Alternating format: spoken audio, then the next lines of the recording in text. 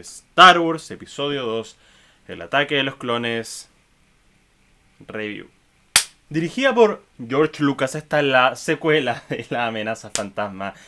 Una película increíblemente decepcionante que golpeó esos 16 años de silencio con nada. Y si bien yo era muy chico para recordar más o menos cuál fue la recepción en ese momento sobre La amenaza fantasma, desde ese tiempo he tenido esta sensación un poco agridulce de que no eran muy queridas por el público. Pero aparentemente, al menos las primeras reacciones eran medianamente positivas, mixtas, tiradas a positivas, pero fueron lo suficientemente agudas para que George Lucas se replanteara cómo seguir esta franquicia y tomar un par de decisiones sobre las otras dos películas. Así que después de 3 años me imagino que todo el mundo estaba muy ansioso sobre qué iba a pasar, qué iba a ser realmente el ataque de los clones, qué íbamos a poder observar. Porque el ataque de los clones realmente es una película tan nada, y eso me parece ser la que cimenta el hecho de que, aún teniendo todo controlado en esta trilogía, no tenía nada controlado. Y voy a ahondar un poco más en este aspecto cuando hable de La venganza de los Sith. Y sí, alerta de spoilers. Pero varias de las cosas que están restringidas por esta trilogía en particular, y en general cualquier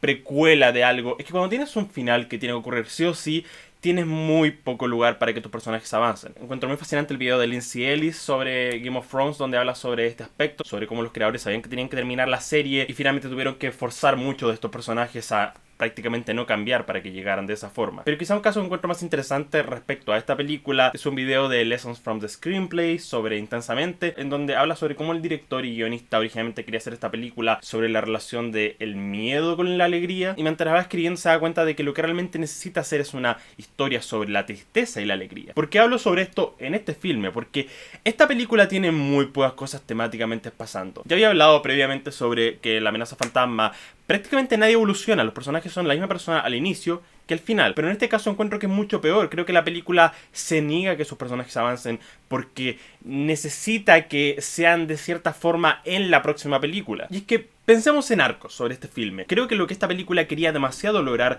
era mostrar a Anakin como una persona que empieza a tentarse por el lado oscuro, a ver este poder, dejarse ir por el miedo y al mismo tiempo empezar a desconfiar de los Jedi. El problema es que esto no culmina en nada, en ninguna decisión, porque la película se transforma en un romance. Y como el filme está tan contraído al hecho de que Anakin está prácticamente, no sé, enamorándose de Padme, al final no hay ninguna decisión o desarrollo que él tenga que superar como ser humano. Lo más cercano a esto es la idea de dejar al lado las emociones y seguir órdenes, que es supongo el tema más frecuente en la película. Pero la única pizca de verdadero desarrollo es un momento casi al final en que Padme como que se cae en la arena y Anakin quiere demasiado rescatarla y igual le dice no, tienes que seguir tus órdenes, tienes que ser un Jedi, bla bla bla bla. Pero ese es el único momento de particular decisión o verdadero conflicto sobre este argumento, porque luego la película simplemente se transforma en pelea de sables de luz sin ningún peso dramático sobre esta decisión en particular. Y es que seamos honestos, El ataque de los clones es probablemente la peor de las 3 precuelas y de toda la franquicia probablemente. El diálogo sigue siendo igualmente terrible. La primera. Realmente en primer lugar nadie habla como ser humano, nadie dice cosas que la gente diría en la vida real y el delivery sigue siendo espantoso, especialmente en esta película, porque en La amenaza fantasma teníamos algo de efectos prácticos. En este caso creo que el 90 o más por ciento de las locaciones son todas CGI, lo cual no solo hace que todo se sienta muy falso, sino que también compromete gravemente las actuaciones de estas personas, porque yo no puedo culpar a Hayden Christensen o a Ewan McGregor o a Natalie Portman por dar tan pobres actuaciones cuando estás rodeado de pantallas azules y simplemente tienes que intentar hacer como que hay cosas de verdad ahí. El problema acá es la sobreconfianza de Lucas sobre los efectos visuales y sobre el poder que van a tener. Y me sorprende mucho que en la primera no haya aprendido esto y haya pensado, ok, la primera no funcionó, aquí intentémoslo más aún. Ese Yoda de CGI simplemente me saca de nervios, especialmente ahora que salió de Mandalorian y vemos ese pequeño peluche de Baby Yoda. Demuestra lo mucho que puedes hacer con efectos prácticos. Ese Yoda de CGI me destroza cada vez que lo veo. Hay escenas de acción que son decentes, es decir, al principio cuando Obi-Wan y Anakin tienen que proteger a Padme hay una especie de carrera que es energética y el montaje es bastante bueno y me gusta mucho la estética cyberpunk de Coruscant. Creo que es probablemente uno de los aspectos más interesantes de esta película al menos. Pero después tenemos otras escenas como Ewan McGregor descubren el planeta Camino. Y esa batalla de CGI que es increíblemente aburrida y sin ningún tipo de drama o de tensión. Cuando Obi-Wan está en esta nave y se encuentra con los asteroides, es igualmente muy aburrido. Y es que hay graves problemas, no solo con el CGI, sino con la fotografía en general. Creo que la renderización no le hizo muy bien a esta película y los años han sido más y más crueles con ella. ¿Y qué onda la iluminación? Hay tanta sobreexposición que se ve feo. Es una película que se ve muy fea. Toda esa secuencia de acción al final en que están en esta fábrica, que es casi un segmento de los Looney Tunes.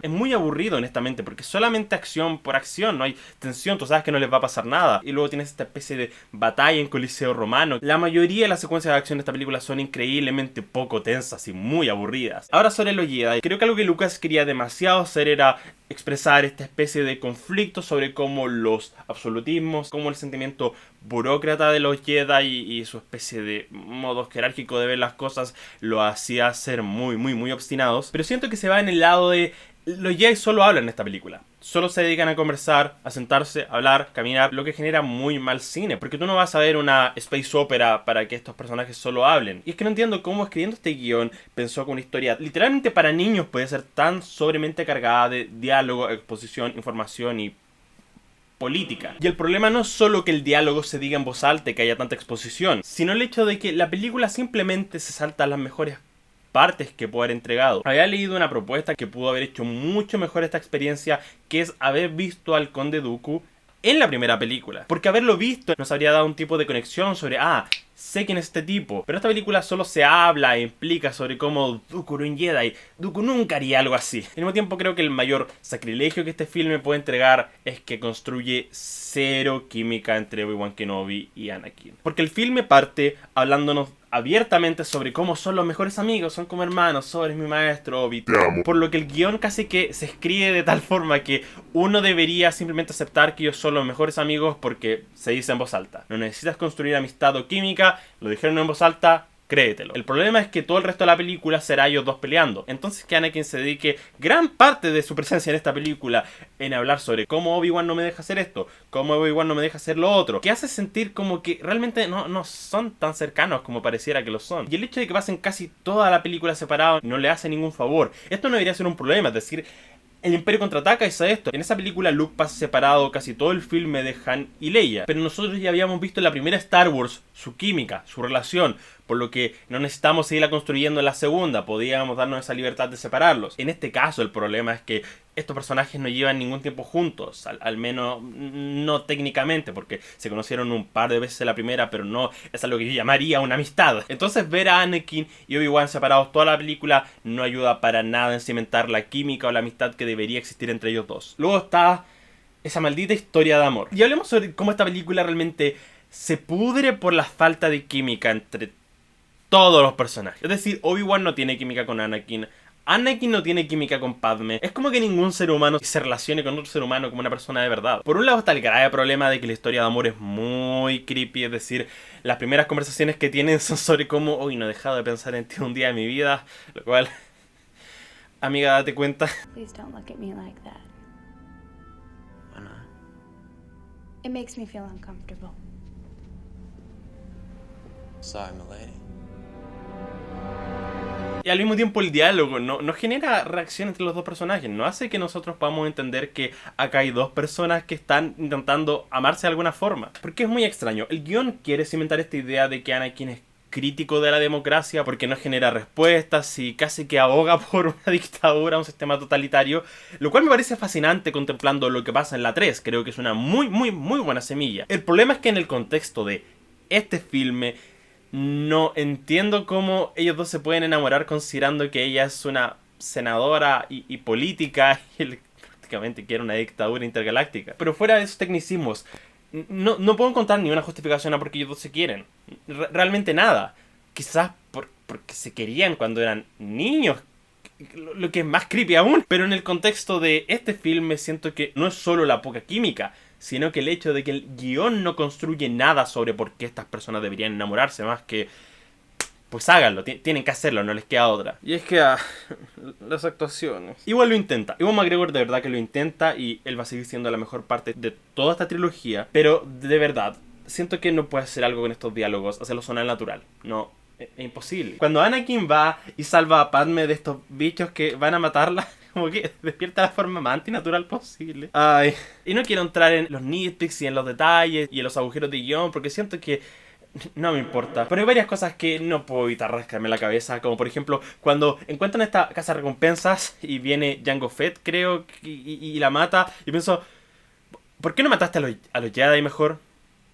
¿No hubiera sido más efectivo? Probablemente. ¿O porque tú no mataste a Padme? Se nota que eres un mejor cazarrecompensas al menos. Y eso abre prácticamente toda esta subtrama sobre Obi-Wan siendo detective que no me importa. De verdad que no me importa. Creo que es algo tan terrible. Ewan McGregor, eres magnífico y creo que está haciendo lo mejor que puedes con este material, pero no me importa una mierda toda la subtrama de Obi-Wan intentando saber qué está pasando. Al mismo tiempo que todo lo de Jango Fett y Boba Fett es...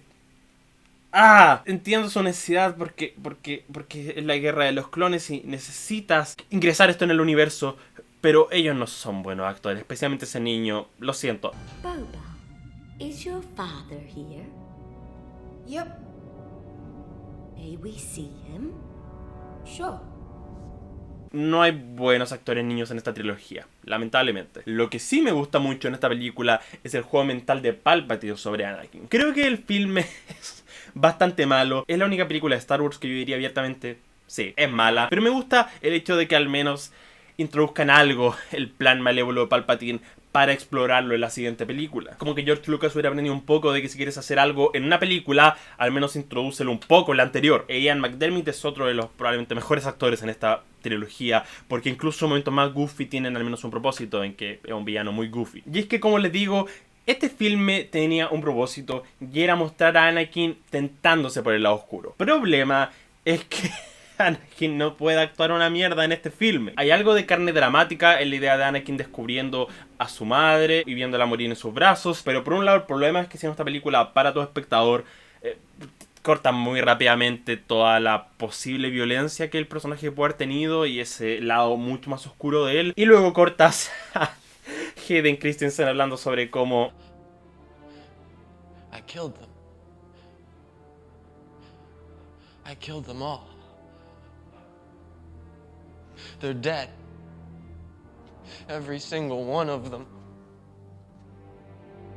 And not just the men, but the women. And the children, too. Este es un filme muy extraño en términos de cómo se estructura. Recién a la hora un cuarto, hora y media vemos a Dooku, el villano de este filme. Y hay películas excelentes que se han ahorrado al villano. El problema es que hace parecer que realmente no hay un conflicto, no hay una historia por gran parte de la película, porque tú no entiendes cuál es el drama, cuál es el conflicto, qué está pasando. Fuerzas separatistas, ok, supongo, pero ¿cuál es el punto sobre estos personajes? Esto es lo que está pasando, el contexto, está bien, pero ¿cuál es el punto de Anakin y Obi-Wan en esta película? Más que simplemente existir, la subtrama del amor y toda esta subtrama detectivesca. Pero nadie crece nada en este filme. Me importa una mierda, honestamente, el hecho de que haya o no nitpicks o que la película sea aburrida, pero al menos denos algo de carne emocional, algo sobre lo que ellos puedan evolucionar como seres humanos. Es una película que está tan restringida por tener que llegar a cierto punto en la tercera parte que no es capaz de evolucionar por sí misma, porque si Anakin tuviera un desarrollo y descubriera de que realmente necesita obedecer reglas y lograra controlar la fuerza o algo así, el problema es que lo dejaría en una situación muy extraña para la tercera parte, en que prácticamente ya no habría conflicto con el lado oscuro porque ya se resolvió en esta parte. Entonces esta película desecha completamente cualquier tipo de drama emocional porque necesita que los personajes estén en un lugar conflictivo para la tercera película. Y hablemos sobre la comedia. Yo soy completo abogado del concepto de que Star Wars es una franquicia para niños y por lo mismo no me molesta para nada la existencia de la comedia. Por algún motivo la gente es muy reacia a que haya comedia en las nuevas películas, considerando que la trilogía original tenía mucha comedia. Y La amenaza fantasma tenía muchas ideas cómicas, todas inefectivas, pero las tenía. Esta película aboga completamente por borrar la comedia. Entonces, es tan seria y tan lúgubre que su oscuridad no es realmente oscuridad temática, sino que la completa falta de vida en lo que está pasando. Y los pocos instantes de comedia, como Citripio con la cabeza cambiada, no tienen ni el más mínimo efecto porque no se llevan bien con lo que está pasando. No es una buena juxtaposición de tonos. Hay muy pocas decisiones humanas en esta película. Es prácticamente un filme hecho por una inteligencia artificial, porque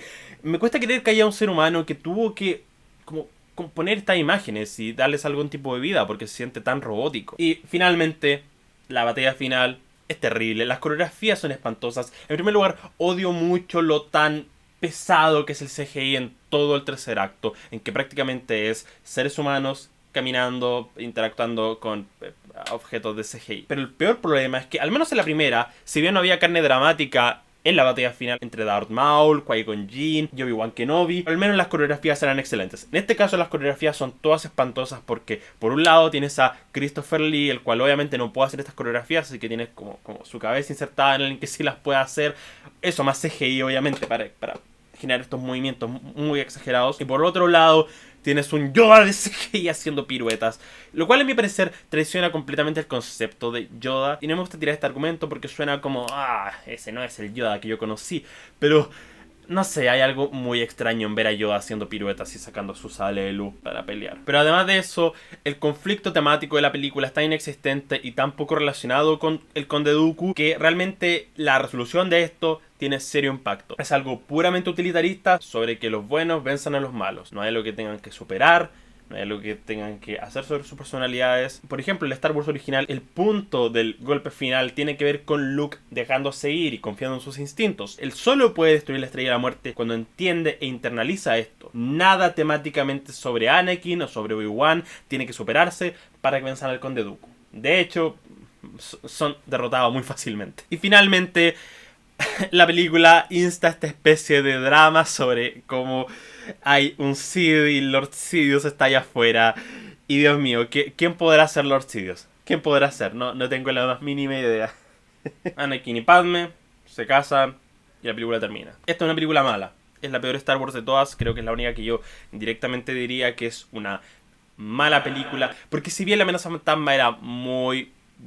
siento que es más un producto del mediocrismo que de ser legítimamente mala. Este es un mal filme. Me cuesta mucho equilibrarla y ponerle la pesa y decir, sí, sabes que hay un par de cosas buenas que compensan todo lo terrible que es. Supongo que no es lo peor que he visto en mi vida. Realmente acá ya no es un tema de lo bueno versus lo malo, sino que lo malo quizás no es tan malo. La puedes ver, es algo muy servible en aspecto de entretención. Es decir, no me aburrí viéndola. Al menos esta como la quinta vez que la veo en los últimos años y fue no tan aburrida. Pero supongo que la única justificación que tengo para mi nota final es que todas las cosas malas no son lo peor, supongo. El ataque de los clones es un sólido 3 de 10. ¡Boom!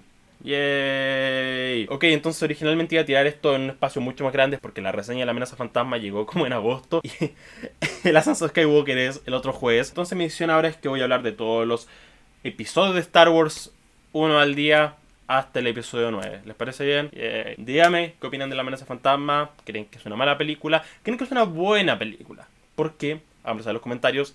Y si les gustó este video, no olviden dejarse me gusta, compartir, seguir en redes sociales y por supuesto suscribirse a Baja Frecuencia. Espero que tengan una buena noche de fúrica semana. Chao.